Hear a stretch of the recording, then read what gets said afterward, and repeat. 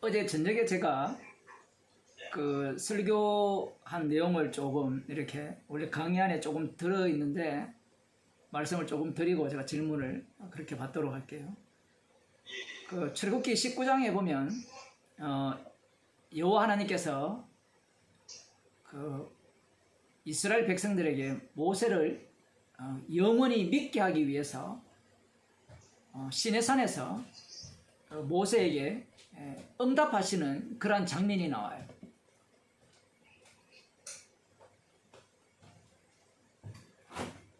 그 본문의 내용은 어젯밤 출애굽기 설교를 들어보시면 되고요. 그 내용을 요한복음 5장에 보면 예수님께서 고스란히 인용을 하시는데, 너희가 모세를 믿었다면 또 나를 믿었으리라, 이렇게 예수님께서 말씀을 하시거든요. 그렇다면 왜 그들은 모세를 믿는데 예수님을 믿지 않는가? 그 이유에 대해서 제가 어제 시간이 밤늦은 시간이라서 다 이렇게 말씀을 충분히 드리지 못했는데, 모세의 율법은요, 들을 만합니다.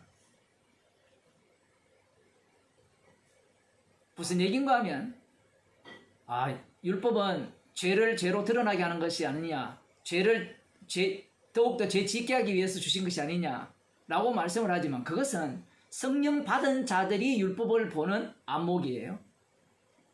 성령을 받지 못하면 율법을 어떻게 보느냐라고 할 때는, 첫 시간에도 그런 말씀을 드렸습니다만은, 자기 자신을 신격화시킬 수 있는 가장 완벽한 도구가 율법이 돼요. 무슨 얘기인가 하면, 하나님이 계시고 하나님이 율법을 주셨잖아요. 그 율법을 주신 그 하나님의 율법을 내가 다 지키면 내가 어떤 인간이 되죠? 하나님의 아들이 된다는 겁니다. 구약에도 다 나오거든요. 그런데 예수님을 믿지 않는 것은 어떤 의미냐를 할 때는 내가 완전히 무너져야 되거든요. 율법은 사도 바울도 그런 표현을 했죠. 나에게 이익이 된다고요. 그런데 복음은 나에게 이익이 하나도 안 돼요. 복음은 나에게 이익이 안 돼요. 그리스도를 아는 지식이 가장 고상하기 때문에 모든 것을 해로 여긴다라고 할 때, 그리스도를 아는 지식 자체를 들여다보게 되면 사도 바울의 삶이 어떻게 했는가라고 할 때는 자기에게 다 손해예요. 날마다 죽는데 그게 어떻게 이익이 됩니까? 우리는 믿음이 워낙 좋아가지고 그것이야말로 진짜 그게 이익이 아닙니까? 맞아요. 그런데 어느 누가 십자가에 못 박히시는 주님을 유대인의 왕이라 인정하겠어요?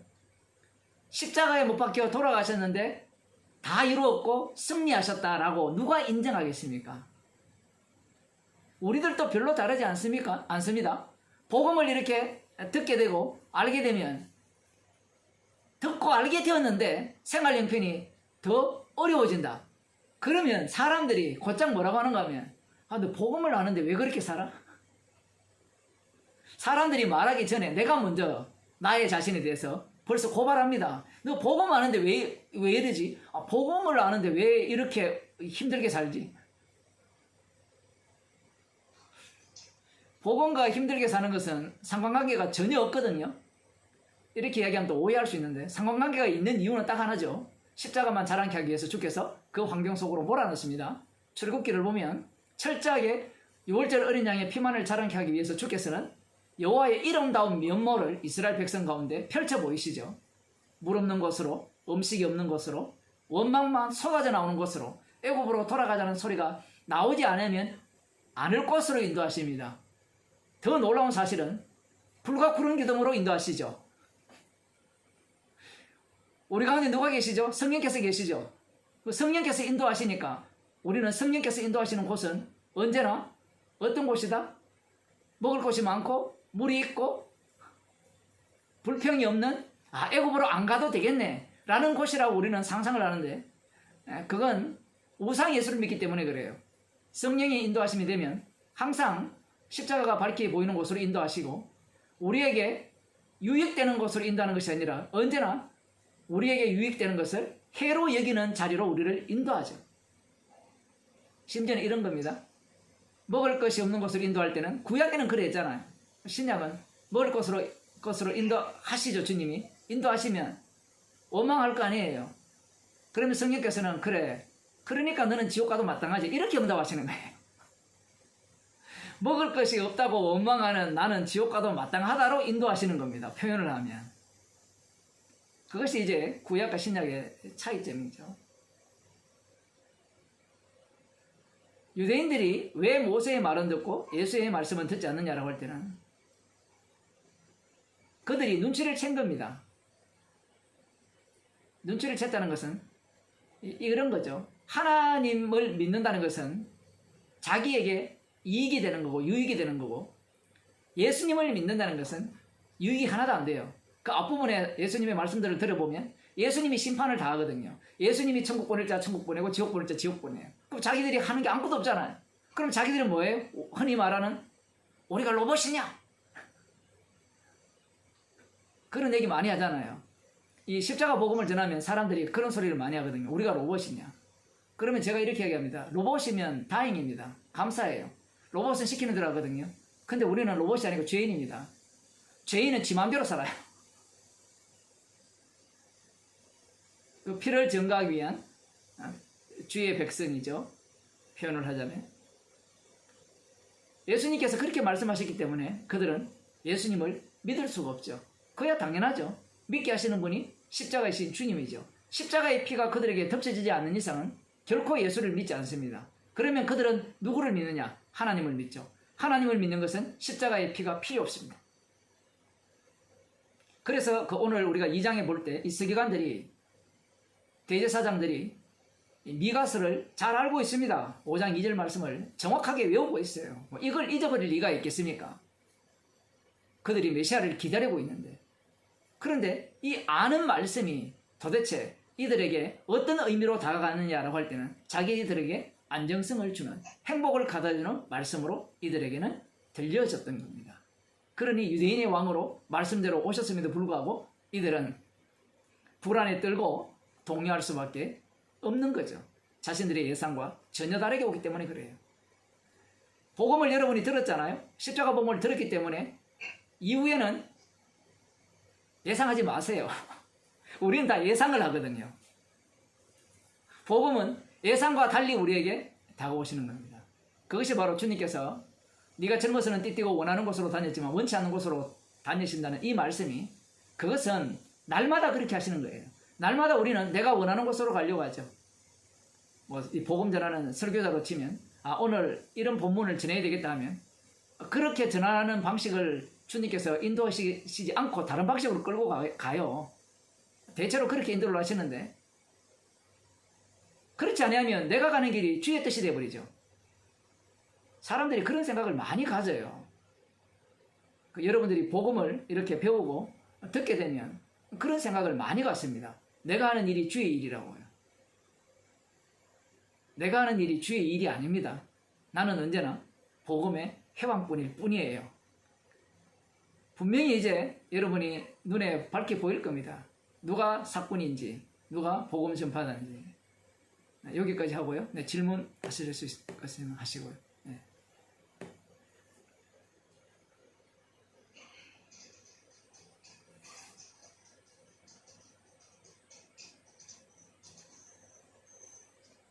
질문 없으면 마쳐도 되고요. 네.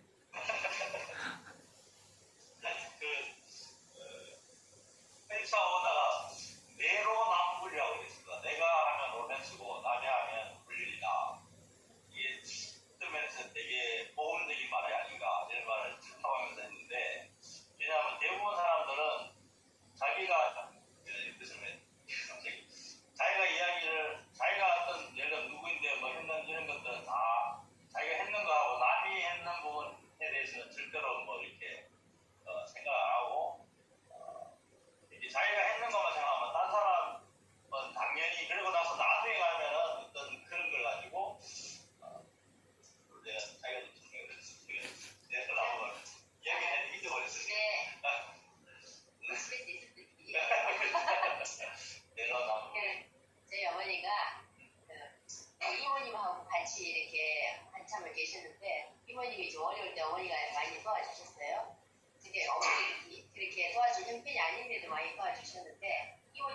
많이 편찮으시니까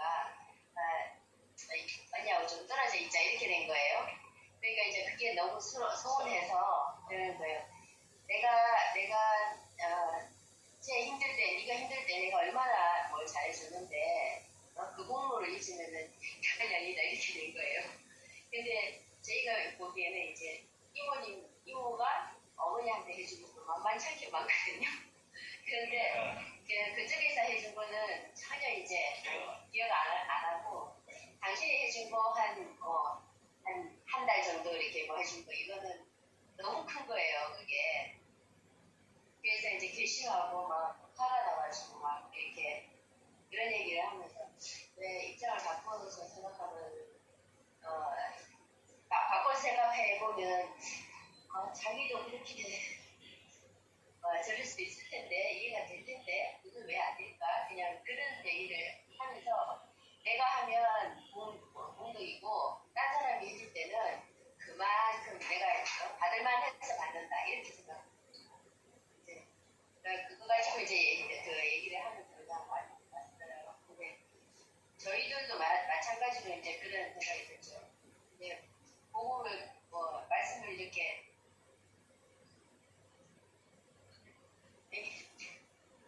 얘기를 이게 뭐냐면 우리가 어떤 걸 해줄 때 예를 들면 남한테 어떤 이야기를 하나 뭐 여러 가지 좋은 걸 해줄 때는 나중에 그걸 어떤 무기로 사용해서 살려고 생각하지 않는데 어떤 상황이 되면은 그것을 무기로 사용할 수도 있고 그걸 가지고 다른 사람한테 팍 찌른다는 거죠. 그런 의도를 하지 않더라도 인간은 다 그렇게 할 수밖에 없는 거 아니냐. 제가 다시 그런 말을 그대로 복원시키지 못하겠지만 그래서 어차피 인간은 상황에 몰리면은 그렇지.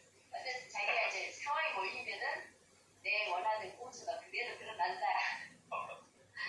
처음에는 그러니까 내 진심으로 참 측은해서 이렇게 했는데 했다고 그러지만 근데 그 진심을 계속 내 진심은 정말이었다라고 생각하는 거예요. 근데 그 진심은 어떤 상황이 딱 몰아치니까 그냥 그대로 내가 내 꼼수가 확 드러났는데 왜 그래서 이 사람이 진심이라는 건 없는데 나는 진심이 있다라고 자꾸 이제 생각을 하고 내 그 마음만큼은 변하지 진짜였다 사심이었다 그걸로 자꾸 이렇게 이상을 하려고 그러는구나 그냥 그러고 왔어요.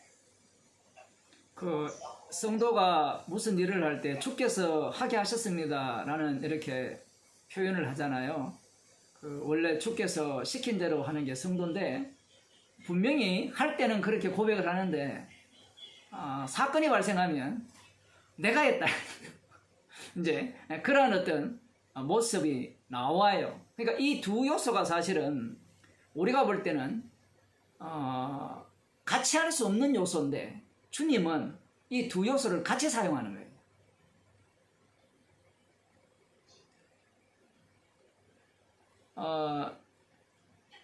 이 성령의 은사를 보게 되면 성령께서 은사를 주시는데 분명히 그는 성령께서 하시는 일이에요. 그런데 이 몸에서 이 성령이 하신 일이 나올 때는 육의 일로 바꿔치게 되거든요. 주님이 하시는 일은 주님이 하시는 일대로 진행시키시면서 죄인은 죄인으로 드러나는 거예요. 문제는 인간들이 주님이 하는 일을 자기 일로 빼돌린다는 게 문제예요. 이제 그렇게 되기 시작하면 이제 영으로 시작하였다가 육으로 마치는 꼴이 되죠. 제가 이런 이야기 해가지고 성도가 어떻게 영으로 시작했다가 육으로 마칩니까? 이런 소리를 들었거든요. 그분도 김석수 목사 설교를 뭐 한 5년 정도 축자사자 듣는 사람이었는데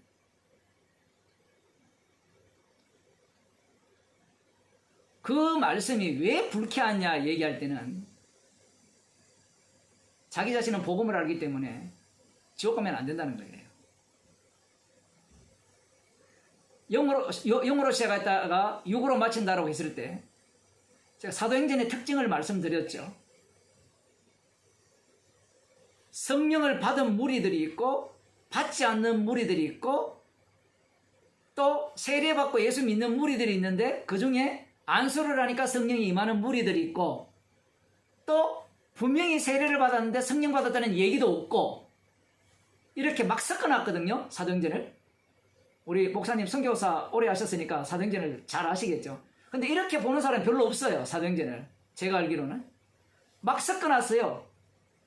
그런데 우리는 사도행전을 볼 때 이 섞여져 있다는 걸 몰라요. 교회 안에 아나니아와 삽비라가 있다는 겁니다. 성령 못 받은 자들이. 마술사 시몬 같은 자들이 있다는 얘기예요. 그들은 어떤 사건이 벌어질 때 드러나는 겁니다. 그런데 이걸 한번 보세요. 어느 누가 보더라도 영어로 시작했잖아요. 빌립의 전도를 듣고 전심으로 따랐잖아요. 심지어 뭐까지 했습니까? 자기의 마술하는 것도 다 버렸잖아요. 사람이 그 정도 버리면 믿음 있는 거 아니에요? 모든 사람을 자기를 하나님의 큰 자라 이렇게 말했잖아요. 그것까지 버렸어요. 복음을 듣고. 그리고 세례까지 받았어요. 그럼 이 사람이 성령으로 난 사람입니까? 안 그럼 육으로 난 사람입니까? 사람들이 얍삽하거든요. 뭐가 얍삽이다라는 표현을 씁니까? 표준 말입니까? 예. 얍삽하다는 게 왜 얍삽한가 하면 뒷부분을 잘라버렸다 칩시다. 잘라버리면 마술사 시몬이 성령 받았어요? 안 받았어요? 다 받았다 생각해요. 왜 그렇게 생각하는가 하면 베드로와 요한이 전도할 때 5,000명이 믿었잖아요. 3,000명이 믿었다가 나왔잖아요. 그런데 그들이 다 성령 받았다는 얘기가 있어요? 없어요? 없죠? 없잖아요. 그런데 목사들은 설교를 할 때 성령 받았다고 이야기해버리거든요. 그 내용이 왜 중요한가 할 때는 사람들은 숫자에 관심 있잖아요. 그런데 예수님은 어디에 관심 있어요? 복음에 관심 있죠. 복음이라 하면 또 나를 위한 인간을 위한 복음인데 그 복음 아니에요. 십자가 지신 분이 주님이라는 복음. 그 주님이 친히 자기 백성에게 성령을 주셔서 지옥 보낼 자 지옥 보내고 천국 보낼 자 천국 보내는 그러한 능력을 친히 십자가의 능력으로 행사하는 겁니다. 그 내용을 교회 안에 고스란히 담은 거예요. 그래서 교회가 심판받는 곳이에요. 교회가 가장 예수님의 주되심을 제대로 보여주는 곳이죠. 교회가 하나 되자 이게 말이 안 돼요. 하나가 되는 방법은 주께서 성령으로 책망을 할 때 죄인이 되면 하나가 되겠죠. 물론 뭐 그 속에 책망받지 않는 인간들이 있으면 튕겨나가겠죠. 근데 우리는 이미 답을 갖고 있잖아요. 교회라는 것은 주님이 세우셨으니까 하나가 되어야 되고 그게 아니에요. 교회라는 것은 십자가에 피 흘리신 그분이 주님임을 증거하는 곳이에요. 주님이 친히 그것을 최전방에서 드러내는 곳이라는 겁니다. 그래서 베드로전서입니까? 거기서 하나님의 심판이 교회에서 먼저 된다는 거예요. 하나님의 심판이. 그런 식으로 말씀하고 있는 거죠. 이 두 가지. 그래서 아까 주께서 시켜서 했다라고 얘기를 하는데 나중에 주님께서 어떤 환경성으로 싹 몰아넣으면 그건 내가 했는데 그런 생각을 가져야 돼요? 안 가져야 돼요? 이런 질문이 되게 어려운데 성도라면 가져야 돼요? 안 가져야 돼요? 주님은 죄인 만드십니다. 사람들은 어떤 생각을 갖고 있는가 하면 자, 주께서 살아서 했다면 그런 생각을 가지면 안 된다라고 이야기해요.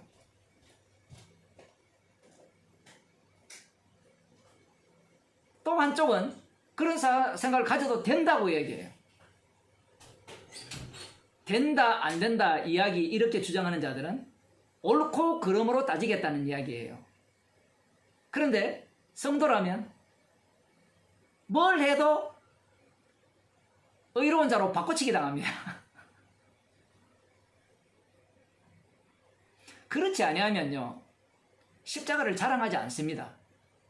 그 악마에게 속한 자들의 특징이 정답을 찾아가는 거거든요. 제가 처음 시작할 때 그런 예를 든 것 같은데 갈라디아서에 보면 베드로가 안디옥에서 거기에서 사람들이 온다고 할 때 외식을 했잖아요. 그게 참 신기한 장면이거든요. 오순절날 성령 충만을 받았어요. 성령 충만을 받았다면 우리 같으면 외식 할까요? 안 할까요? 우리 이전에 교회 다닐 때 생각해 보면 성령 충만 받으면 외식합니까 안 합니까? 그러니까 성령 충만도 지 마음대로 생각하는 거예요. 그 순간 성령 충만이에요. 그리고 분명한 사실은 성령의 인도하심이 분명하죠. 그럼 성령의 인도하심이라면 하는 사람이라면 외식을 할까요 안 할까요? 우리 아는 거는 할까 안 할까 이것밖에 안 나오잖아요. 해도 십자가 자랑이고 안 해도 십자가 자랑이거든요. 그러니까 막 살면 되는데 자기 관리밖에 못 해왔기 때문에 막 살 수가 없는 거예요, 인간들은.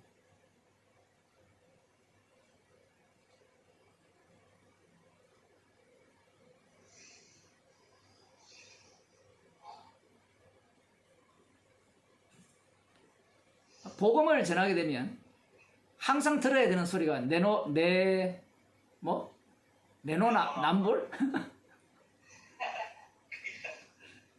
내가 하면 로맨스고 남이 하면 불륜. 왜냐하면 복음을 전하는 사람은 주님의 일을 전하기 때문에 그런 소리를 들을 수밖에 없고요. 주님의 일, 십자가에서 다 이루신 일을 전해야 되잖아요. 성도라면.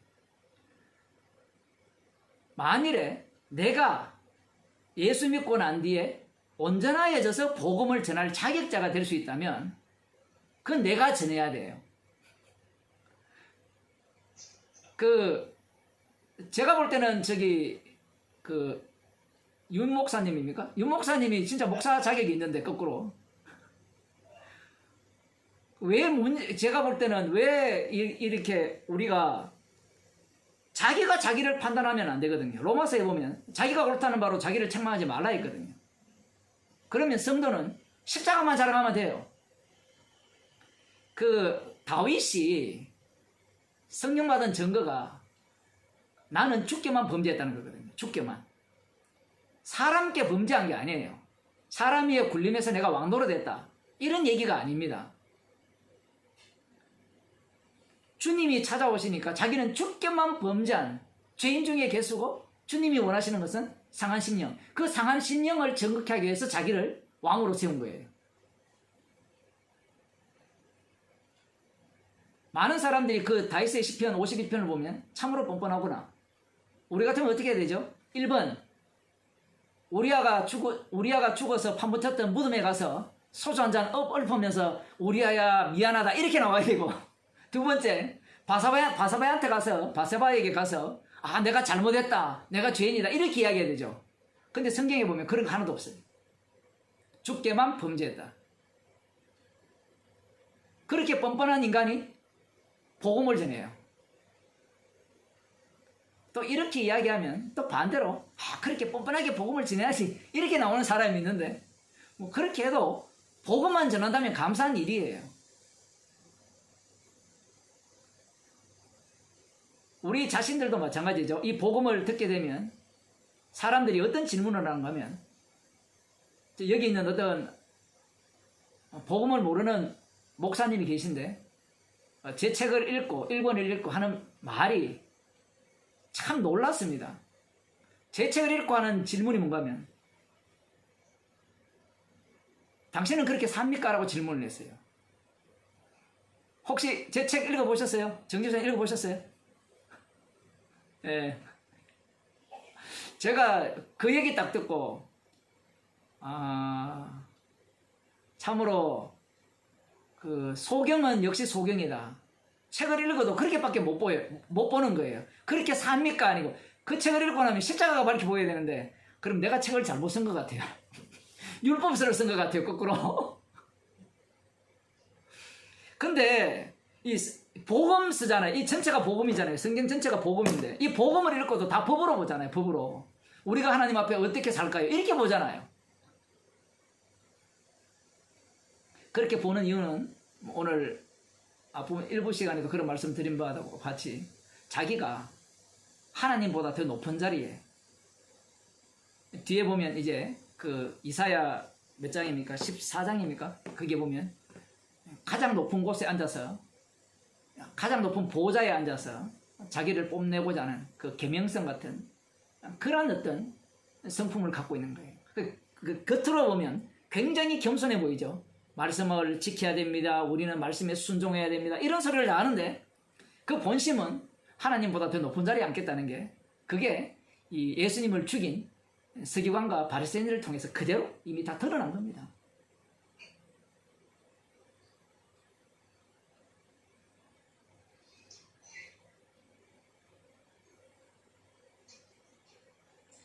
그 김성수 목사 같은 경우에는 애매하게 설교를 안 해요. 명확하게 설교를 하죠. 목사님 그렇죠, 그죠? 많이 들어보셨으니까. 명확하게 설교한다는 것은 수상한 겁니다. 예수님의 말씀 읽어보면 다 애매해요. 뭐 이래야 됩니까? 저래야 됩니까? 막 헷갈리는데 김성수 목사가 딱 나타나가지고 성경을 완전히 한 줄로 쫙 풀었어요. 그 김성수 목사가 그렇게 풀었고 그 전에 이제 박용기 목사가 그렇게 풀고 김기용 목사가 그렇게 풀었거든요. 쫙 읽어보면 답이 나오거든요. 읽어보면 명확해요. 헷갈리는 게 하나도 없어요. 그러면 나는 어디에 쓰는가 하면 저 사람 편에 쓰든지 말든지 둘 중에 하나 하면 돼요. 그런데 복음은요. 뭘 해도 죄예요.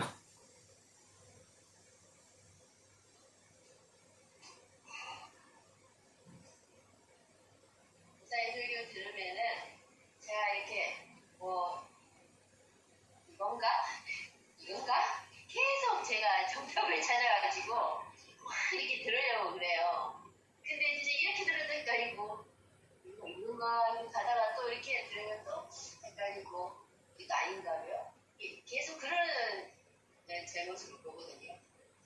계속해서 그래서 되게 처음에는 이게 혼동인가?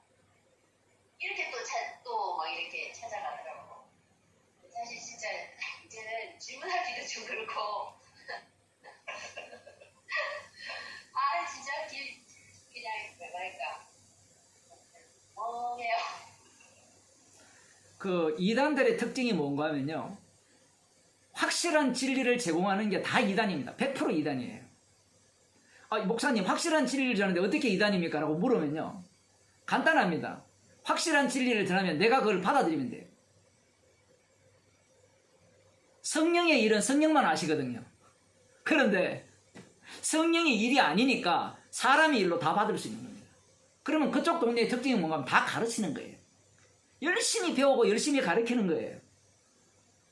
다락방 같은 경우에도 유광수 목사가 그 교시가 떨어지면 그 가르친 내용을 갖고 다 가르치거든요.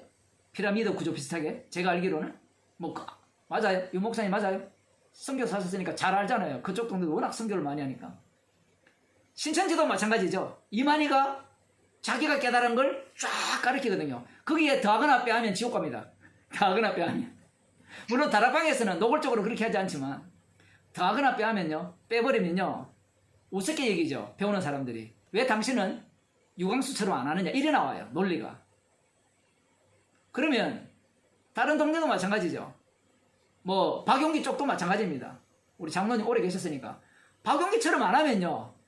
이 사람은 사쿠라예요. 거기에 더하거나 빼면 안 돼요.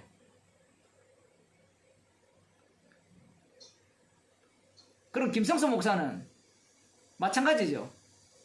더하거나 빼면 안 돼요.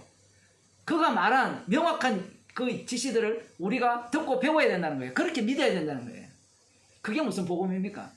그 지방교회도 마찬가지죠. 지방교회 그 관조 성경을 만들었잖아요. 자기들이. 혹시 보셨습니까? 예.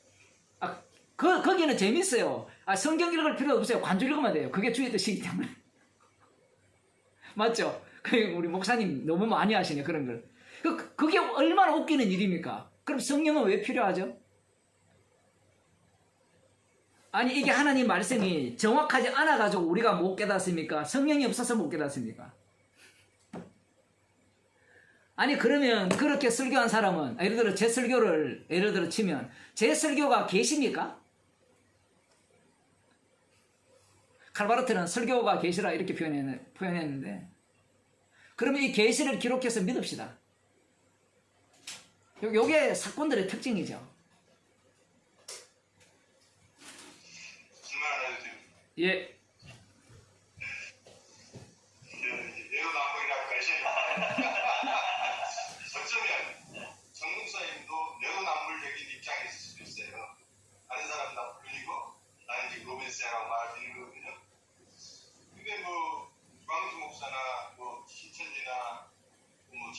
목사님들이나 이런 사람들이 김성동 목사님도 신학교가 있다고 하잖아요, 중국에가. 근데 김성동 목사님이 원하는 건 아니지만 그분의 가르침을 사람들이 보고 그것을 학교로 세워서 가르친단 말이에요. 그러면 결국은 목사님도 지금 책을 만들어서 어떤 분에게 줬더니 그분이 그렇게 사냐고, 그리고 그분이 받아서 그걸 모범을 삼으려고 했고 너는 그런 모범이 되냐? 라는 거잖아요. 그럼 결국은 목사님이 나온 것이 율법이 되어버리는 거예요. 그럴 수도 있는지 어떻게 대책을 해요? 맞습니다. 질문할 게 지금 너무 많은데. 예, 맞아요. 그 질문이 나와야 돼요. 모든 인간은 복음을 전해도 복음조차도 율법으로 만들어버립니다. 정답으로 만들어버려요. 그 율법이라는 표현을 달리 표현하면 도구마로 만들죠, 사실은. 그러면 지금 이 질문의 의도가 무엇인가 하면 복음이냐 아니냐를 어떻게 구분하느냐라고 할 때는 그들도 자기도 복음이라고 나도 복음이라 할 때 어떻게 구분하느냐, 어떻게 구분할 거예요? 구분하는 방법은 표현을 하면 이렇습니다. 표현은 그 방법밖에 없는데 나는 아니요, 십자가 신 그분이 다 이루었습니다. 이게 유일하게 구별할 수 있는 방식이에요. 그런데 이것조차도 본건 목사님 말씀하시다시피 도구마가 될 수 있어요. 그런 이것조차 깨버려야 되죠. 그것을 예. 누가 알겠냐 그 말이에요. 성령 받은 자들만 알죠. 자기 자신만 알 수 있는 거잖아요. 자기 자신만 알 수 있는데 예. 자기 자신도 때로는 속기도 하잖아요. 속기도 하는데, 예? 그렇게 이제 만일에 들어가기 시작하면 결국은 진리라는 것은 없다라가 되고 각자가 다 진리의 소유자가 되죠. 그래서 성경 말씀이라는 게 있는 겁니다. 그 성경 말씀을 통해서 성령께서 말씀을 하실 때 십자가의 완료성만을 끊임없이 말씀을 하시거든요. 그 말씀 앞에 인간들은 깨어지든지 박살나든지 아니면 자기를 더욱더 옹호하든지 두 부류로 갈라집니다. 하나는 이 복음이냐 아니냐 할 때는 제가 아까 1단계는 이런 거죠. 1단계 들어가면 나 죄인입니다. 이걸로 갈라지고요. 분별이 되고 2단계로 들어가면 죄인이라고 하는 자가 자기를 위해서 자기 구원을 위해서 행복을 위해서 죄인이라고 인정했을 수도 있습니다. 그것도 박살나야 되죠. 날마다 박살나는 거고. 그러면 3단계가 있느냐? 또 있어요. 왜냐하면 말씀이라는 것은 살아 움직이기 때문에. 그런 식으로 십자가만 남기죠, 주님은. 그런데 더 근본적인 문제가 십자가가 복음이 아니다라고 그러면 대화가 안 되죠, 근본적으로. 뭐 그건 뭐 당신이 말하는 게 진리가 맞냐, 내가 말하는 게 진리가 맞냐 하면 내가 아무리 진리라고 해도 그쪽이 안 믿는데 어떻게 진리라고 이제 뭐 받아들이겠어요. 우리는 선포할 뿐입니다. 증거할 뿐이고요. 그게 다예요. 그러면 저쪽에서 네가 전하는 복음이 진리냐 아니냐 이렇게 묻는다면 그걸 당신이 판단할 능력이 있느냐를 물어야 돼요. 반대로. 성령이 있다면 성령은 우리를 십자가로 끌고 갈 거고, 성령이 없다면 자기로 끌고 가겠죠. 자기 자신에게로. 그리고 그 아까 제가 언급한 그들의 신학들 자체가 마지막은 자기 자신으로 갑니다. 뭐 목사님 공부 많이 하셨으니까 자기 자신으로 반드시 흘러가요. 복음 자체가. 그들이 갖고 있는 복음은. 그런데 진짜 십자가 복음은 어디로 흘러갑니까? 십자가로 가요. 그래서 나를 어떤 쪽으로 가는 거면 나는 잠깐 보이다가 없어지는 안개와 같은 인생이고, 푸른 시도고 꽃은 마르고 말씀 대신 십자가이신 주님만이 영원하는 그러한 세계로 성도는 이끌림을 받죠. 여기에서 완전히 갈라져 버립니다. 그래서 그들의 신학을 다 끌어모으면 유대교 신학입니다. 아까 그래서 제가 그런 예를 들었어요. 유대교의 신학이 무엇인가 하면 자기 자신을 하나님보다 더 높은 자리에 올리는 게 유대교 신학이에요. 그게 어떻게 그러냐라고 하면 말씀대로 사는 나보다 더 소중한 자가 있습니까? 없죠. 그리고 말씀대로 살았으니까 하나님은 나에게 천국을 넣어줘야 되고 영생을 줘야 된다는 겁니다. 그러면 하나님은 나의 시다죠. 말씀대로 산 나의 시다잖아요. 나를 천국에 넣어주는 시다. 그런 식으로 사람들이 예수를 믿고 있죠. 방금 제가 언급한 그런 집단들은 다 그런 식이에요. 그런 사람들에게 당신 구원이 없습니다라고 한번 해보면 풀쩍 뛰죠. 당신 구원이 성경에는 당신 구원이 없어요. 내 구원이 없다니까요. 성경은 예수님의 구원만 있어요. 이렇게 하기엔 못 알아듣죠. 또 무슨 말인지.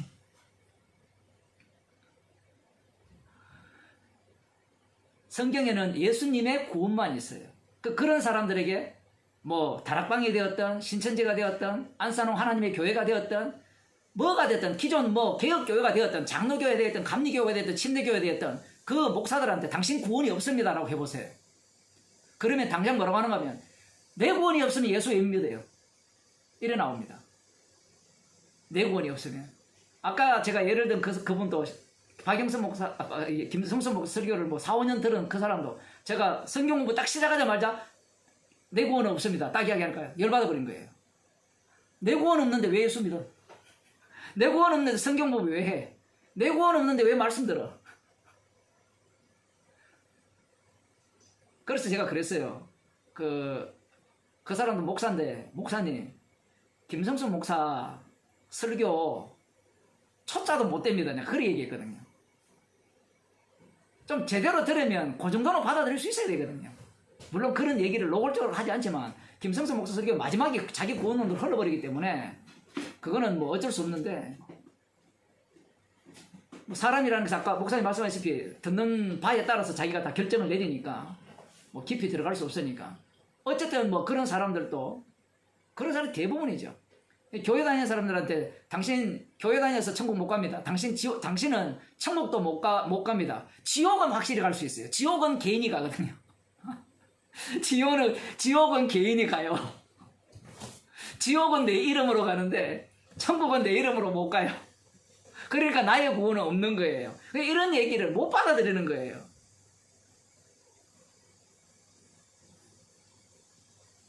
그런 부분에서 이제 확실히 갈라져 버리죠. 아까 목사님이 지적하신 것은 우리가 다 들어야 돼요. 복음을 전하면 그런 소리 다 들어야 되고, 네만 맞느냐는 소리도 들어야 되고, 네가 말하는 것도 법이 되지 않느냐는 것도 다 들어야 돼요. 뭐 그거 다 피해서 복음 못 전합니다. 우리는 육의 한계성 속에 있기 때문에. 그래서 제가 말씀드렸잖아요. 죄인을 통해서 복음이 전파된다고요. 그러니까 오히려 우리는 복음의 해방꾼이에요. 지금 제가 복음을 전하고 있지만 제가 해방꾼의 선봉장이에요. 벌써 목사님의 그 말씀에 의하면 제가 해방 놓고 있잖아요. 맞죠? 복음을 가리고 있잖아요. 벌써 도구마를 만들어내고 진리를 마치 체계화 세워듯이 이렇게 쏟아내니까 벌써 제가 벌써 걸림돌이 되는 거죠. 이게 걸림돌이 아니라, 걸림돌은 십자가 걸림돌. 제가 복음의 해방꾼이죠. 사도 바울이 그래서 죄인 중에 예수라는 거예요. 문제는 복음을 전한다고 하는 사람들이 자기가 해방꾼이라고 생각 못해요. 진리를 전하니까 나는 진짜 복음의 전도자야, 이렇게 생각하는 거예요. 여러분도 얼마 전까지 그렇게 생각했죠. 복음을 아니까, 복음을 제대로 전하니까 나는 복음의 해방꾼이 아니야, 주님과 한편이야 생각하는데, 복음 속에 들어보니까 내가 해방꾼이에요. 내가 말을 하면 항상 문제가 돼요. 상대가 인식을 할 때 벌써 이 육이라는 존재를 통해서 등장하기 때문에. 물론 주님이 그 육을 갖고 영으로 말씀을 전하게 해버리면 복음을 듣게 되는데, 그것은 주께서 하시는 일이고 우리는 오히려 항상 방해꾼밖에 안 되죠.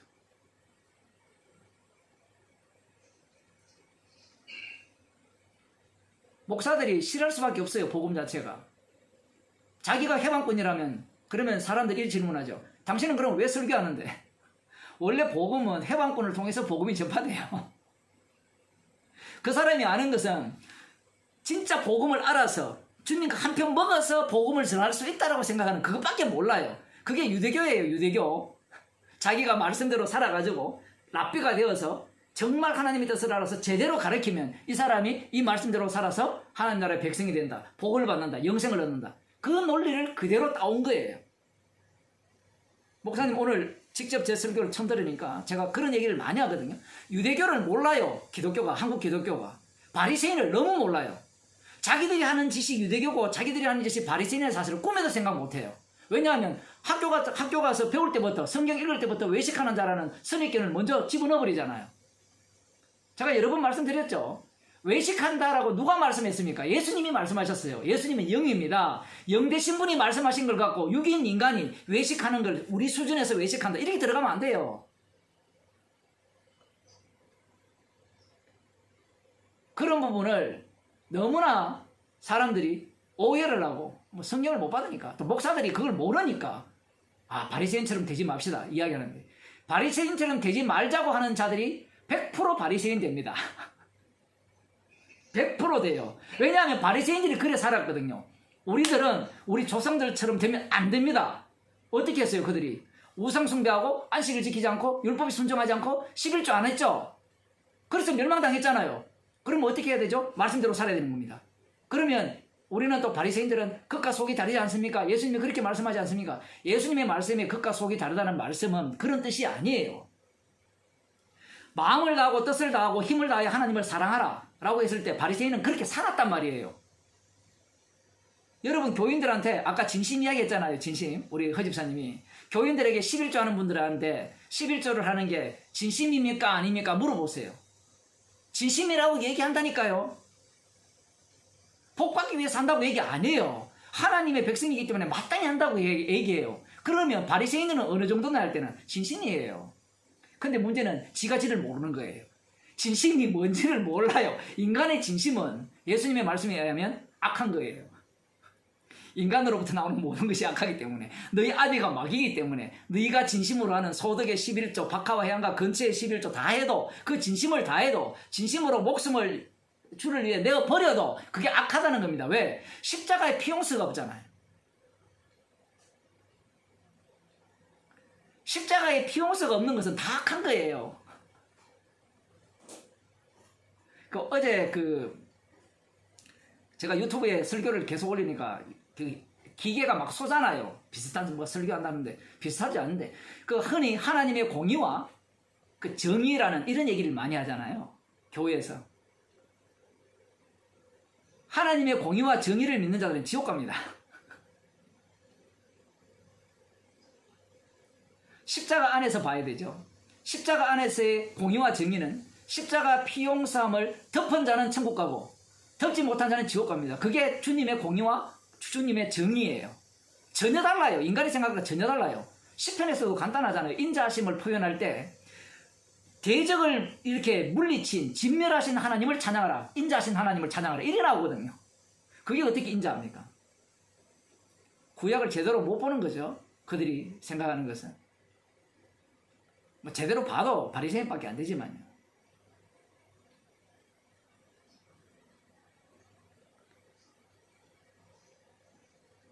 질문에 대한 답변이 됐는지 모르겠습니다. 예, 그러니까 우리는 아까 그러한 모든 말들을 다 들어야 되고요. 안 들을 수 없어요. 그거는 육을 입고 있기 때문에. 그러나 복음은 이런 죄인을 통해서 전하시고 주님이 친히 믿게 하시고 친히 깨닫게 하시고 그러면 나는 뭐예요? 사람들로부터 네 사람들 끌어모기 위해서 복음 전하지 라는 소리도 들어야 되고 넌 진짜 그걸 갖고 신학적 체계를 갖고 뭔가 사람들을 설득시키려고 하지라는 소리도 들어야 되고 다 들어야 돼요. 너는 돈을 탐하는구나 그것도 들어야 되고 돈 안 탐합니까? 다 탐하잖아요. 저한테 누가 1억 준다 하면 기쁨으로 받겠어요. 네?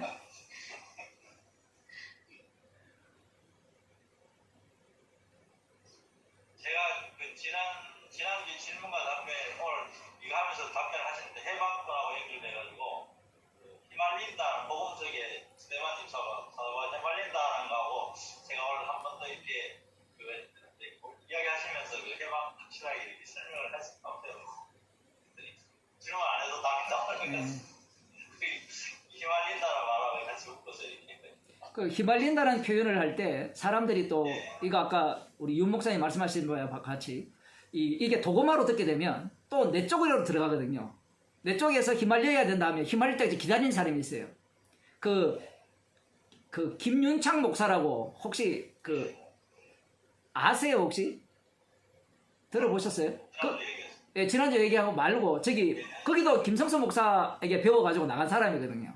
그 사람 같은 경우에는 이런 표현을 어떻게 하는 거예요? 성령의 격발하심 이걸 이제 김성수 목사가 얘기를 많이 하니까 격발하심을 기다려야 된다는 주의예요. 그러니까 우리가 말씀을 배우고 열심히 지키면서 격발하심을 기다리면 그 격발이 오면 우리는 이제 진짜 성도라 그렇게 주장한 사람이 있었어요. 인기 되게 많았어요. 왜냐하면 사람들은 그걸 신비한 체험을 요구하잖아요. 듣는 것은 맞는데 뭔가 내에게 확 찔리게 격발을 해야 된다는 느낌이 오잖아요. 그 지는 격발했다는 겁니다. 이 재밌죠, 표현이. 성령께서 격발하시기 때문에 자기는 성도라는 거예요. 그러면서 이제 모인 사람들 중에 혹시 격발당한 사람이 있습니까? 이렇게 이제 묻는 거예요. 그러면 누가 격발당했다는지 아세요? 용감한 자는 격발당했다 합니다. 그러면 사기치는 데거든요. 그걸 뭘로 증명할 거예요? 그러니까 그 사람 같은 경우에도 구원론이에요. 김성선 목사 그렇게 설교를 들었는데 결국은 개인 구원론으로 가버린 거거든요. 휘말린다는 것도 마찬가지입니다. 우리는 표현을 그렇게밖에 못 써요. 쓰면 이제 결국은 휘말리는 것도 조차도 인간이 지가 휘말리려고 들어가죠. 그럼 이것은 휘말리는 게 아니고 지가 하는 거잖아요. 그렇게밖에 이해 안 돼요. 그래서 설교는 그렇게 할 수밖에 없고요. 설교자기 때문에 그렇게밖에 표현이 안 돼요. 그게 우리가 갖고 있는 언어의 한계성이잖아요. 중요한 것은 그겁니다. 막 살면 돼요. 왜 이 표현을 두 가지를 휘말린다는 표현과 막 산다는 표현이 상충되거든요. 계속. 지금 성경에 상충되는 얘기가 너무 많아요. 아까도 우리가 봤잖아요. 상충되는 얘기잖아요. 준비하지 말아놓고 준비하라 했잖아요. 그 이유가 인간들의 악마성이 준비하지 말하면 준비하지 않고 준비하라면 준비하기 때문에 그래요. 지금 복음이 나와야 되는데 십자가 피가 나와야 되는데 자기의 의로움이 나오는 거예요. 휘말린다는 말의 의미가 뭔가 하면 사람들이 이런 말을 딱 던지면 가만 못 있어요. 그러면 자기가 주체적으로 작동해요. 판단을 합니다. 이게 휘말리는 일일까 아닐까 판단해서 자기가 들어가든지 말든지 해요. 근데 주님이 지가 선택해서 들어가서 휘말렸다고 생각하면 그거 휘말린 게 아니야가 돼요. 아니야라가 나오면 휘말린 게 맞아요. 이거 말이 어렵지만 이렇게 사람이 의식하면서 판단하는 자체가 뭔가 하면 벌써 자기 관리에 들어갔다는 얘기입니다. 벌써. 주님은 우리를 자기를 관리하지 말라는 거예요. 내가 내 몸을 관리할 입장이 됩니까 안 됩니까? 안 되죠.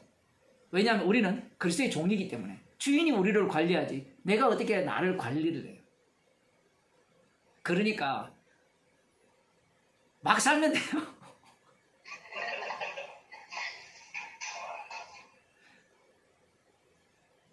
우리는 나 자신을 너무 관리해요. 뭘 할 때 사실은 이 관리라는 자체가 이런 거죠. 휘말린다는 것도 이익이 손해되는 것은 안 하고 손해 안 되는 것만 선택하죠. 대부분 인간들 자체가 뭔가를 행동을 할 때 뭐 지금도 마찬가지예요. 이런 모임을 할 때 손해되잖아요. 사실은 법에 어긋나고 표현을 하면 벌금 물어야 될지 모르고 이 코로나 걸려야 될지도 모르고 판단을 한단 말이에요.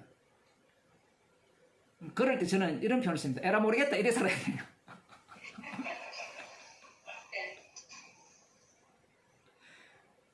뭐 마치 뭐 감각적으로 살아라 이런 표현 것 같지만 제가 그런 표현은 아니고요. 주님께서는 항상 우리를 생명의 길로 인도하잖아요. 그 생명은 어디에서 나오느냐 할 때는 주님의 죽으심이 작동하는 곳에서만 생명이 나와요. 그 주님의 죽으심이 저쪽에서 작동하는 게 아니고 이 몸에서 작동을 해요. 우리 산자가 항상 죽음의 능겨움은 예수의 생명이 우리 죽을 육체에 나타내려 함이라. 놀라운 복음 아닙니까 이게? 우리 산자가 죽음에 넘기우면 이런 말씀들을 사람들이 별로 안 좋아해요. 우리가 살았으니까 죽음에 더 이상 넘기우면 안 돼. 이제 살아야 돼. 복 봐야 돼. 축복받아야 돼. 사업이 잘 돼야 돼. 교인 숫자가 늘어야 돼. 한 8명, 10명 모이다가 이렇게 작게 모이면 사람들이 갑자기 위축되잖아요. 뭐 여러분은 안 그런지 모르겠지만 주님의 일은 우리와 전혀 다르게 일을 해요. 우리와 전혀 다르게 일하신다.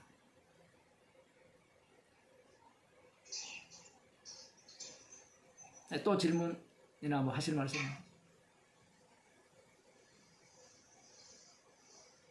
주님이 전혀 다르게 일하신다는데 우리가 모르게 일하는 게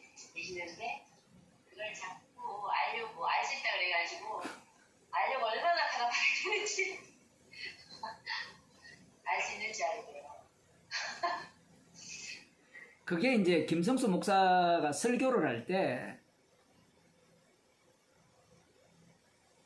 그 풀어주는 내용 자체가 그 성령의 일하심 속으로 던져지는 설교가 되어야 되는데 듣는 자들이 듣고 아멘하고 받아들일 수 있는 쪽으로 설교가 계속 진행이 되는 거예요.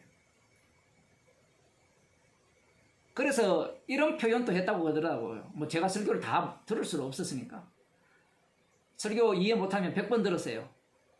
그러면 깨닫게 되고 믿어지게 됩니다. 이렇게 표현했대요. 근데 그 얘기 듣고 깜짝 놀랐는데 뭐 로마서 그 몇 강 보더라도 그런 식의 표현이 많아요. 여기부터 52여기부터 끝까지 뭐 30번 들었어요. 뭐 이런 말. 그런 말을 해요? 예, 뭐 예를 들어 로마서 100몇 가지 있는데 50몇 강부터 중요하니까 여기부터 뭐 30번 들었어요. 이런 말. 그런 김성수 목사가 그런 얘기를 하잖아요. 그러니까 복음을 모른다라는 얘기예요. 차라리 거꾸로 이야기하죠. 여기부터 들어도 여러분 절대로 못 깨닫습니다. 이래 나와야 돼요. 그러니까 이 복음을 접근을 할 때 육의 방식으로 접근한 거예요. 이성의 방식으로. 그리고 그쪽에서 모여있는 사람들이 뭐 그쪽만 아니고 우리 동네도 뭐 별로 다르지 않습니다. 인간이라는 자체가 그런 습성이 있기 때문에. 근데 목사는 이거 들어도 안 된다는 얘기를 해야 되는데 이거 들으면 된다고 얘기를 하니까 그게 복음 전하는 자가 아니죠. 그러니까 우리는 자꾸 그런 생각을 하거든요. 야, 정수근 목사가 복음 전하면 저 사람이 들을 거라 이런 생각하고 저를 소개하는 사람이 많아요.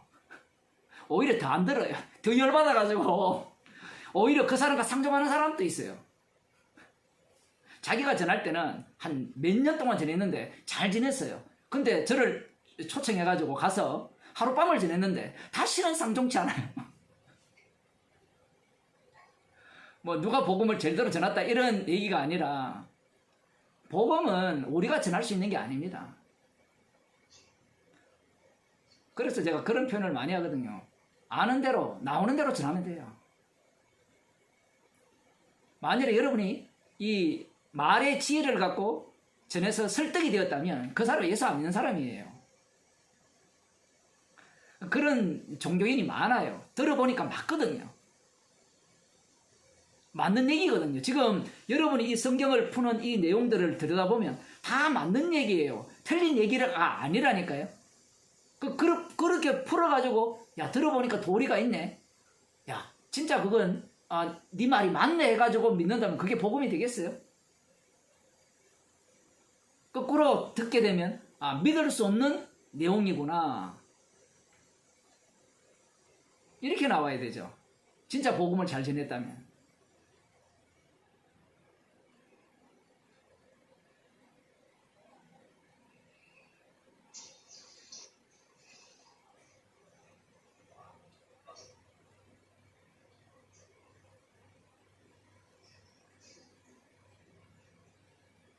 대삼이 저한테 질문 없죠?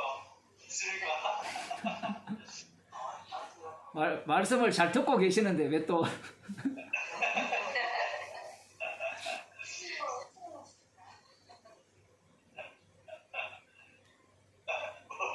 전화하세요. 예. 아까도 제가 예, 장로님한테 여쭤봤는데 하나만 짧게 여쭤볼게요. 많이 물으셔도 됩니다. 예, 예, 너무 많은데 예. 시간이 아니 괜찮아요. 뭐 3시간, 4시간 해도 되니까 예, 예, 이제 이근호 목사님의 영향을 많이 받았다고 예, 이제 많이 배우셨고 거기서 이제 그렇게 말씀하셨잖아요. 예, 그럼 제가 좀 리얼하게 좀 더 여쭤보면 예, 자기 스스로 생각하기를 예. 정 목사님 스스로 생각하기를 예. 이근호 목사님과 나의 차이점이 뭐라고 생각합니다. 사람이 달라요. 사람이 예. 사람이 다르고 자라는 환경도 다르고 그리고 뭐 여러 가지 그 인풋된 것도 다 다르고 나오는 것도 다 다르고 제가 말하는 그건 아닌지 알잖아요. 진리적인 측면에서 복음에 있어서 차이점이 뭐 제가 생각하기로는 없다라고 생각되어지는데, 표현을 할 때 이제 우리가 그 표현을 할 때 서로 사람마다 표현의 방식이 다 다르지 않습니까? 그런 부분에 있어서 뭐 조금 이렇게 표현이 다르다고 할 수 있죠. 표현의 부분만 뭐 똑같고 피 외에는 자랑하지 않으니까 그게 가장 중요한 일이니까 누가 되었든 그 피공로를 손상시킨다든가 그 십자가의 완료성을 뭐 훼손하는 자가 있다면 그것은 어느 누구라도 용납할 수 없는 일이고, 그렇게 복음을 전한다면 그 복음을 전하는 부분에 있어서 엉성하고 이렇게 잘 이렇게 엮지 못하더라도 그건 복음을 전하는 사람이죠. 완벽하게 해서 복음을 전하는 게 아니니까. 그 초창기에 이제 김성수 목사가 이제 이건호 목사님의 신학을 갖고 막 배울 때 그때 막 흉내낼 때잖아요. 그때는 흉내낸다고 생각도 못했고 저는 공부를 해서 그 정도에 도달한 줄 알았어요. 성경을 연구해서 똑똑하니까. 나중에 이제 알고 보니까 이제 자료를 다 갖고 와서 공부했다 이렇게 들었는데, 그때 제가 메일을 쓸 때 그렇게 기뻤어요, 사실은. 그러면서 마지막에 아직까지 개혁주의 그것들이 남아있다 내가 그렇게 이렇게 뭐 지적을 한 거죠. 표현은 그런 부분에 대해서 제가 뭐 이렇게 아직까지 그런 표현이 있네요 이렇게 표현했던 그런 건데 되게 기뻤죠. 왜냐하면 우리는 완벽하게 복음을 전할 수 있다고 생각하잖아요. 그렇지 않습니다. 성경 해석도 틀릴 수도 있어요. 틀릴 수도 있고요. 잘 설명을 못할 수도 있고요.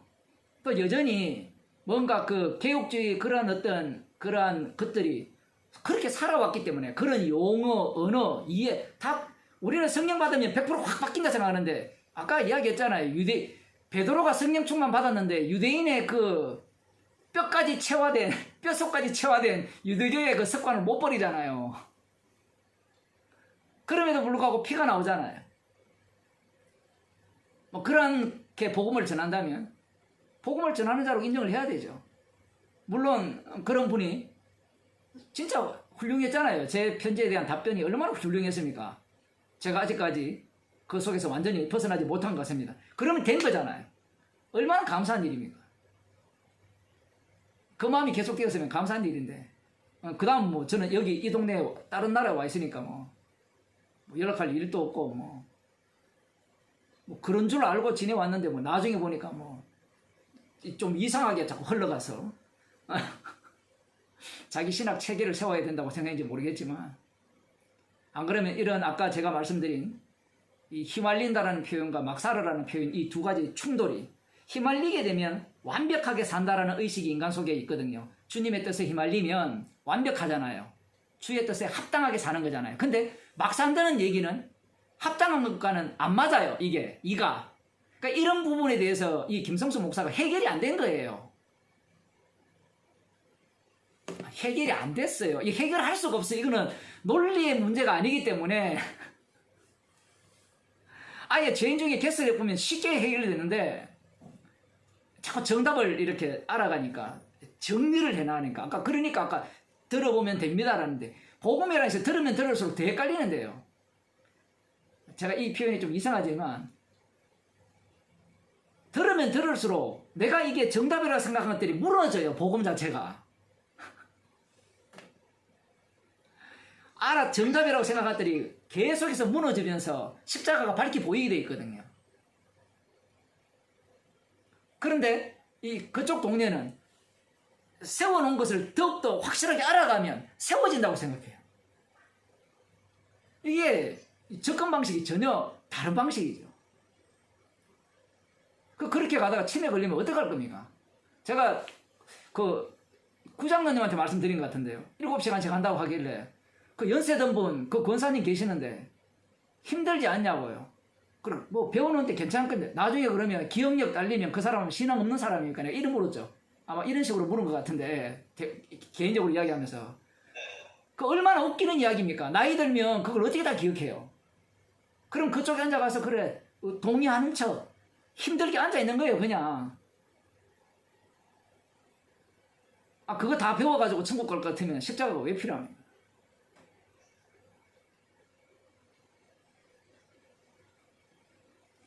자칫 잘못하면 그런 식으로 흘러가 버리죠. 예. 제가 이제 목사님이 지금 설명하는 가운데 김성성 목사님 조금 제가 이해할 수 있는 부분이 있는 것 같아요. 휘말린다고 막 쌓인다 이게 정리가 잘 안 되잖아요. 그렇죠. 다른 개념이죠. 정리가 안 되는데 그분 성품상 그분이 이게 정리가 안 되고 못 견디는 분이잖아요. 그렇죠. 그냥 답을 얻어내야 되거든요. 빙고. 그럼 거기서 엄청난 충격이 왔을 거라는 생각이 들어요. 저도 그냥 자기가 가르친 거에 대한 절대 확신이 있는데 지금 새롭게 이근호 목사님 접하면서 이분이 굉장히 혼돈스러웠다 그러거든요.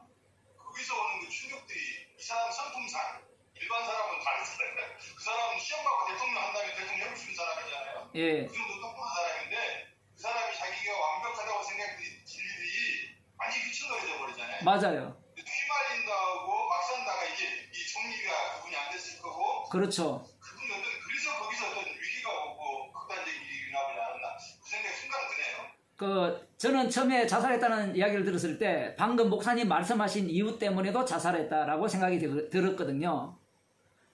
처음에는 이건호 목사 신학을 체계를 세울 수 있다라고 접근한 거예요. 이건호 목사님 신학은 체계를 못 세워요. 이런 설교를 제대로 듣게 되면요, 이게 복잡하게 연결되어 있어요. 근데 인간이 들을 때는요, 하나의 체계를 갖고 들으려고 하거든요. 그 과학자들이 그 하나의 원인을 찾아내려고 하듯이 설교를 들을 때도 일관성 있게 들으려고 하거든요. 그 일관성이 뭔가 하면 십자가인데 그 십자가 속으로 들어가 보면, 설교 속으로 들어가 보면 방금 같은 그런 용어들이 막 섞여 있어요. 해라는 말씀과 할 수 없다는 말씀이 완전히 뒤죽박기 되어 있거든요. 근데 이런 것들이 사람들 눈에는 안 보여요. 안 보이니까 기존 개혁주의에서 이건호 목사님 설교 들으니까 완벽해요.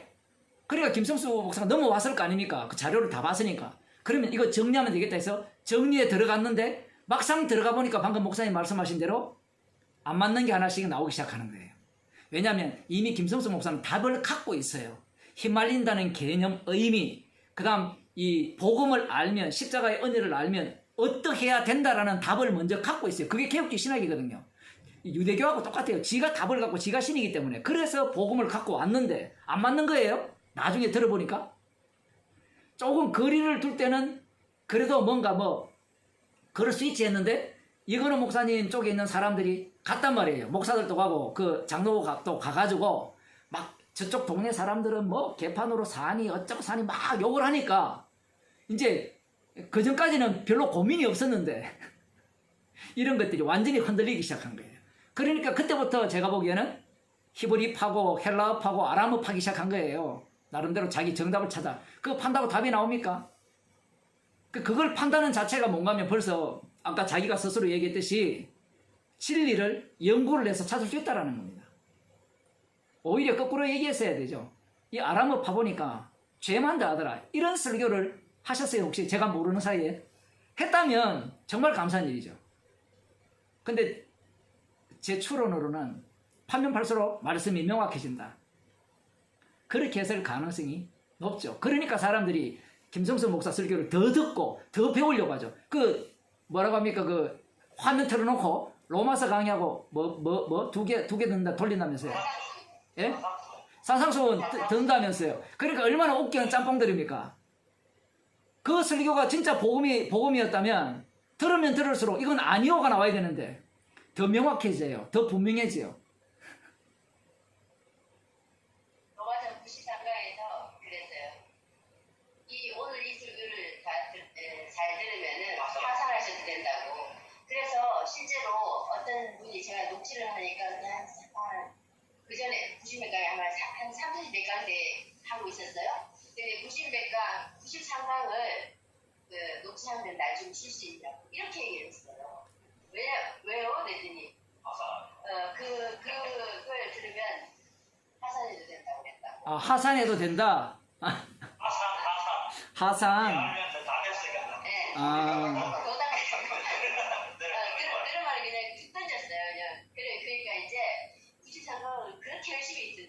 지적으로 엄청나게 교만했네요, 김성수 목사가.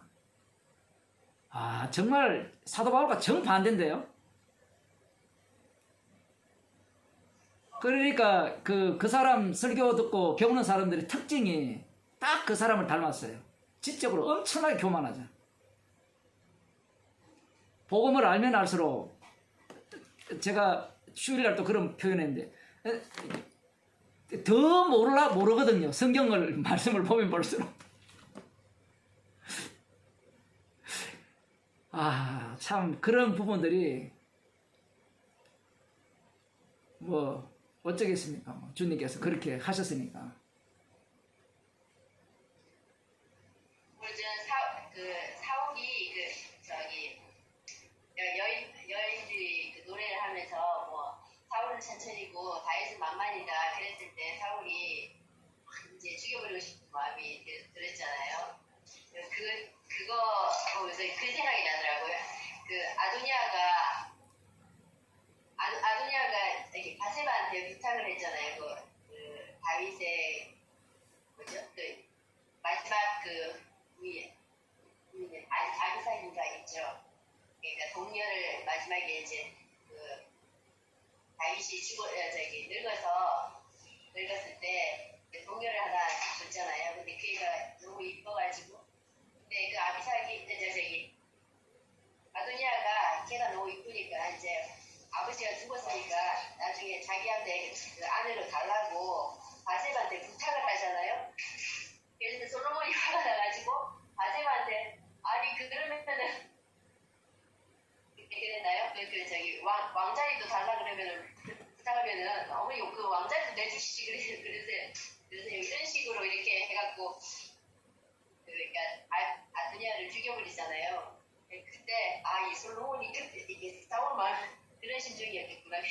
그러면서 이 심리가 우리는 이럴 수밖에 없구나 그냥 그런 거 이렇게 해서 이렇게 우리의 재성을 이렇게 드러나는구나.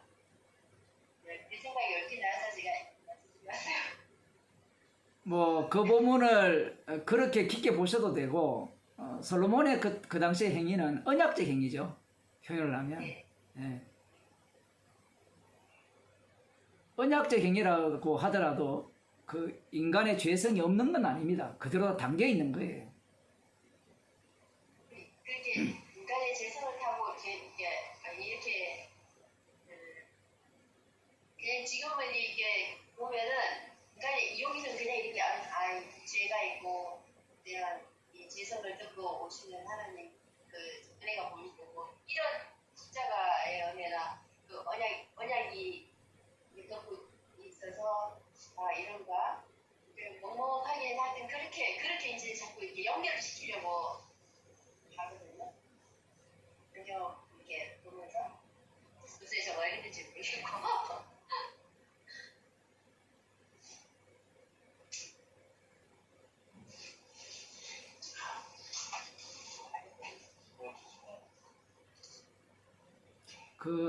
그래서 이 복음 같은 경우에도 마찬가지예요. 이런 겁니다.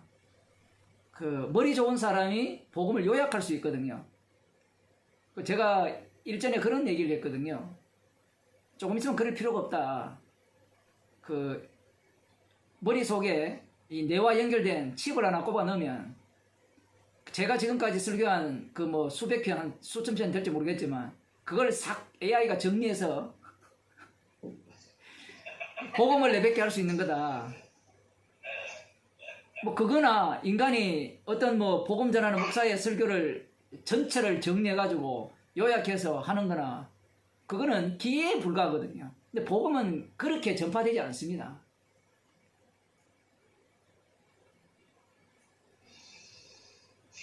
그러면 머리 좋은 사람이 다 복음을 전해야 되고, 요약 잘하는 사람이 복음을 전해야 되겠죠. 요약 못하는 사람은 복음도 모르는 사람이에요. 제 같은 사람은 복음 모르는 사람이에요. 요약 못하는 사람은. 딱 들으면 요약을 할 수 있는 사람은 복음을 잘하는 사람이고, 예.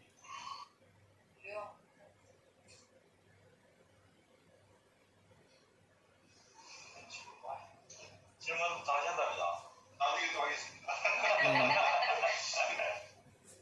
다음에 목사님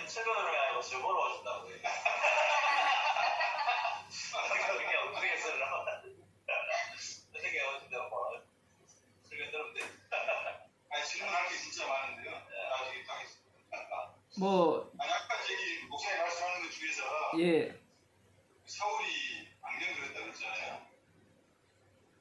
예, 사울이 악령 근거나 또 다윗이 그를 행한다 할지라도 예. 거기도 여전히 악령 근거 마찬가지인 것 같아요. 다윗은, 다윗은 나중에 예, 사울보다 더 험악한 일을 해버리잖아요. 그렇죠. 그것을 단순하게 예. 영으로 시작해다 육으로 끝났다 그래서 망한 거냐 지옥이냐 예. 하고 말하기도 또 어렵잖아요. 그 구약적, 그것은 이제 두 요소가 같이 담겨 있죠. 다윗 같은 경우에는.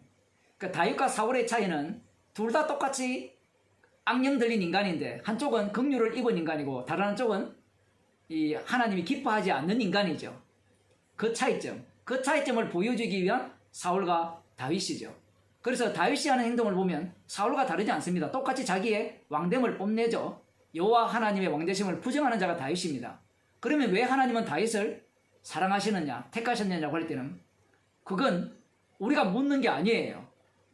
긍휼히 여길 자를 긍휼히 여기셨기 때문에. 그러면 다윗은 무엇을 뽐내는, 무엇이 그 속에서 나와야 되느냐 할 때는 하나님의 긍휼이 자기에게 어떻게 임하였고 어떻게 자기를 통하여서 이 긍휼이 나오는가, 은혜가 나오는가를 보여주는 역할로서의 다윗이에요. 그 야곱은 사랑하고 에서는 미워했잖아요. 마찬가지입니다. 그러면 다윗과 사울도 마찬가지죠. 이미 야곱과 예서를 태어나기도 전에 사랑하고 미워했다면 사울과 다윗도 그렇게 봐야 됩니다. 뭐 그렇다고 해서 사울이 지옥 갔다 이런 이야기는 우리가 아직까지 할 이야기가 아니고, 그것은 이제 신약적인 입장에서 돌아보면서 이제 하면 또 다르게 보일지 모르지만 그런 차원에서 다윗과 사울을 봐야 되는 거예요. 그래서 자칫 잘못하면 다윗과 사울의 차이점이 없지 않습니까? 거기까지는 맞아요. 똑같은 인간이고 똑같은 악령시에 있는데 다윗은 성신이 임하죠. 하나님의 신이 임한 자로 살아가는 겁니다. 나중에. 근데 반대로 사울도 하나님 신이 임해요. 임하는데 이 사울왕 같은 경우에는 버리기 위한 왕으로서의 선택이고, 다윗왕 같은 경우에는 하나님께서 세우기 위한 왕으로서의 선택이란 말입니다. 여기에서 차이점이 있는 거예요. 그럼 그 속에서 이제 이 마지막으로 드러내는 요소들이 나오죠. 이제 다윗 같은 경우에는 주께서 원하는 것은 상한 심령이고, 사울왕 같은 경우에는 어떤 쪽으로 흘러가는가 하면 제사 지내면 된다는 쪽으로 흘러가죠. 이게 재밌어요. 이 흘러가는 이 과정들을 보면. 다윗 같은 경우에는 하나님은 뭐 이 번제와 그런 희생제를 원하지 않는다 이렇게 나오고, 사울왕은 제사 드리면 하나님께서 전쟁에서 승리케 해주실 것이다 이런 식으로 나오죠. 여기에서 이제 갈라지기 시작하는 겁니다.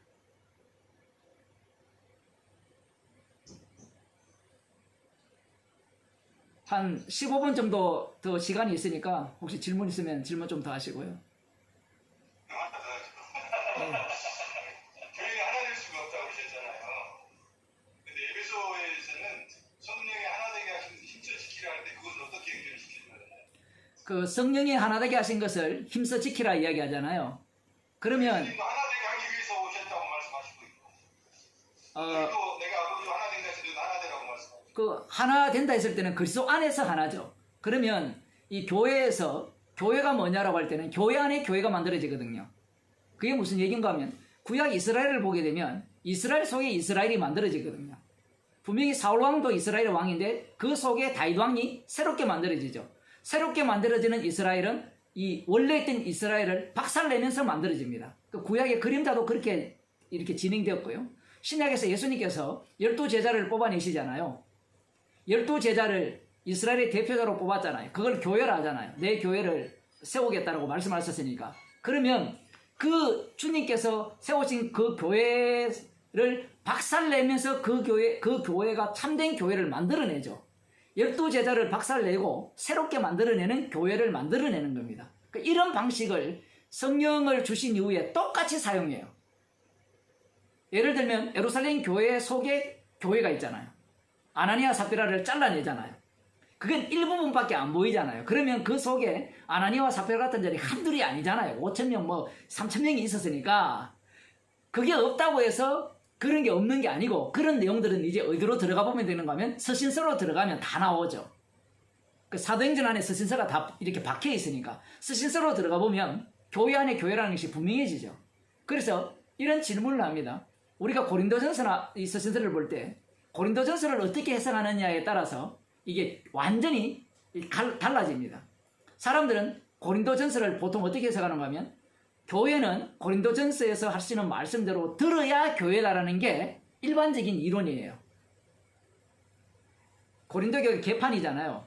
개판인데 사도 바울이 편지를 써서 이렇게 하지 마라, 이렇게 하라, 뭐 이렇게 하라 이런 명령들을 하잖아요. 그러면 진짜 교회라면 어떻게 해야 되느냐라는 질문이 나와요. 그 개판인 교회가 교회냐, 안 그러면 사도 바울의 서신을 듣고 자기들의 태도를 바꾸는 게 교회냐? 뭐가 그 교회죠?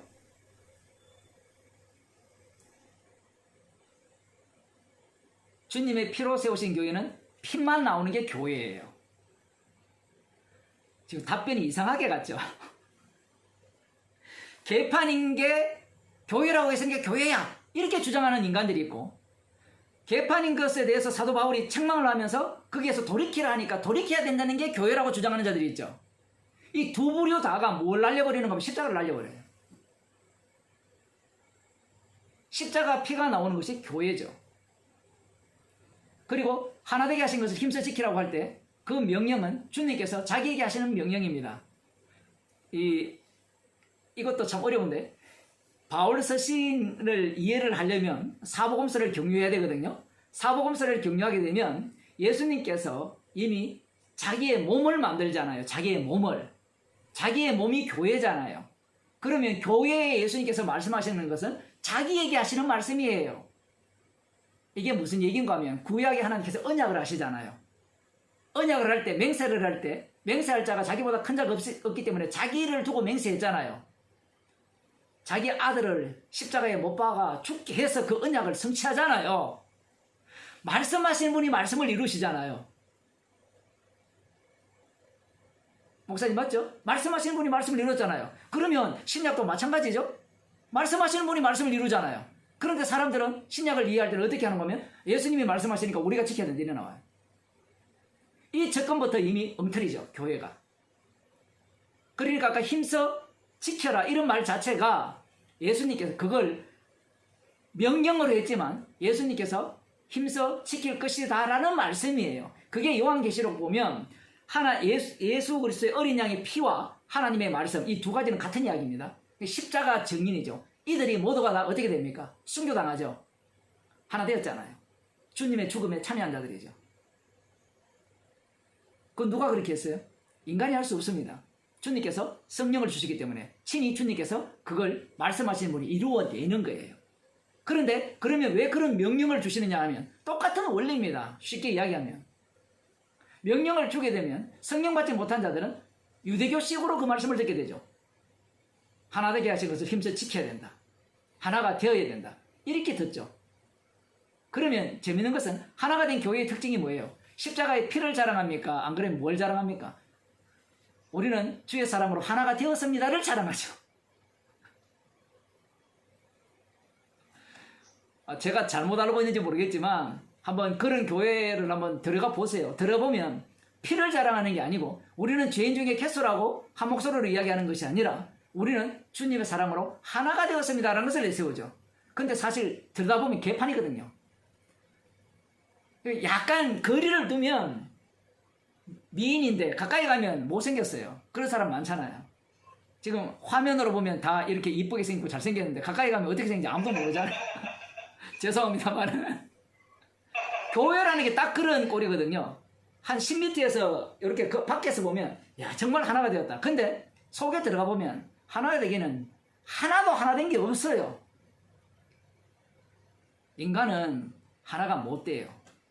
그러면 그 말씀을 왜 하셨냐 할 때는 하나 되는 장면이 나오잖아요.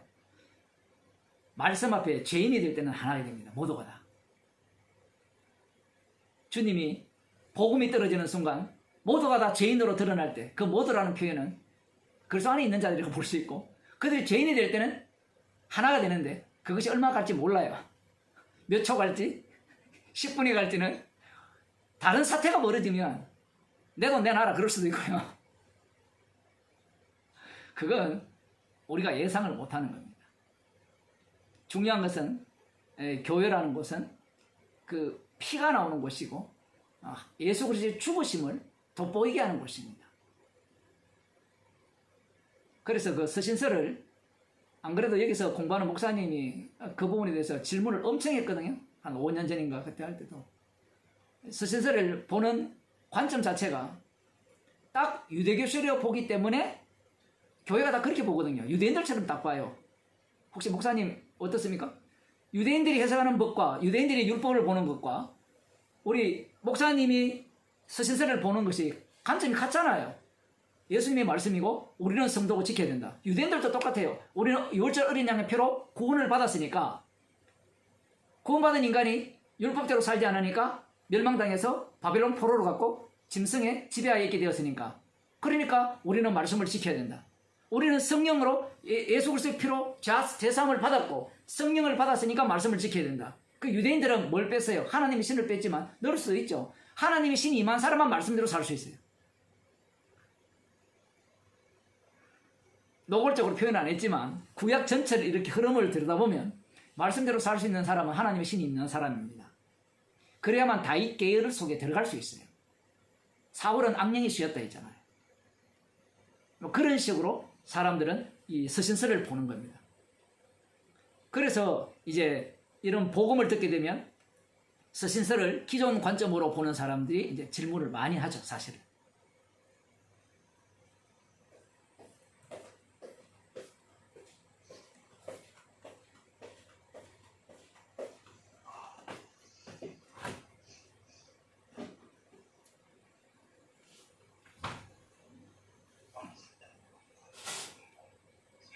예, 기도하고 마치겠습니다. 예. 하나님 아버지, 저희들이 어디 있든지